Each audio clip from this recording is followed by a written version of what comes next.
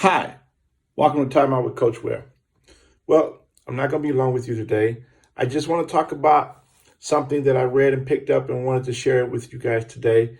And the heading for this is: a team is headed towards success when its best player does these things. Well, when we say best player athletically, we're talking about athletically, what leaders do on the field or on the court. But the same thing applies in the courtroom. The same thing applies in the business room. It applies in just public service in general. So take these six things actually, and see if they apply towards your leaders. And that's when you know you're headed towards success. And if not, you might want to start working towards getting them to these directions and shaping your program and your environment and your company as well to work towards getting your leaders to these 6 points, which will obviously transcend your whole corporation, team, or community. Number one, your best players are trustworthy. You can count on them to be trustworthy. You can count on them to be on time. You can count on them to do the things that they say that they would do. Number two, they are the hardest working person on the team. Your leader should be the first person in and the last person out. Your leader should be the first one that are able to accept responsibility for things that maybe someone else doesn't want to do, and yet it's not their responsibility either. Those are signs. That is a sign of a good leader. Number three, they are physically and mentally tough. That doesn't mean that they don't have bad days, but it means that they're able to get through those bad days. They're able to support other people physically and mentally, encouraging their teammates, encouraging themselves to push on. And so, number four is they're physically and mentally tough. They can handle things that come their way, and they can still give support and help to others at the same time during adversity. Number four, they want to be coached. They want to get better. They want to learn more. They want to learn how to become a better leader, how to become a better teacher, how to become a better coach. They want to learn those things, and you can see it through their growth. And so, number four is they want to be coached. They want to grow.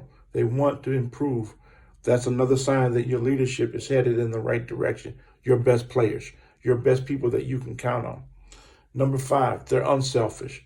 And what that means is we're all selfish, but what that means is we recognize when we need to sacrifice for ourselves and they need to sacrifice for themselves, that the team may get the victory. Instead of saying, well, I'm going to get 20 points tonight, when maybe I can get 10 assists, 5 points, and my brothers and sisters are getting a larger share of the scores, and they're in a victory for the program or the team. And the same thing in sales. I may give up one sale to someone else to help support them, whereas though it will help the whole collective team to improve or the program.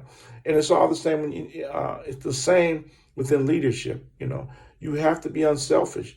Leadership is from people who are unselfish and who are willing to give of themselves and of their times and their time. And if they're doing that, then that's a good sign as well. And the last one, and pretty much the most important one to me, is they make their teammates better. They make everybody else around them better. They take them to a higher level as well as taking themselves. And when they take themselves to a higher level, they bring up a lot of people, a lot of those surrounding them, and bring them to that next level. There's a saying that Coach Calipari has, that when one is successful, we all eat. So that means that if we have one person or that leader is successful and helps others get better, then we all eat and we all seek the rewards from those leaders and from those teammates. So you want to make sure that your best players are making others better. And again, we're not just talking about on the court. We're talking about off the court. We're talking about in the classroom, in the boardrooms, and other areas that you may endeavor in. So again,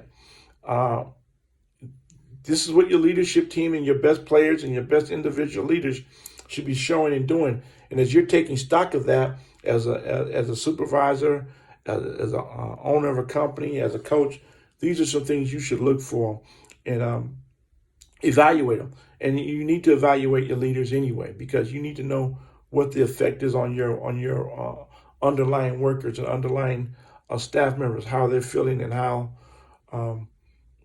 they're willing to work for and with those team leaders. Well, that's my time out.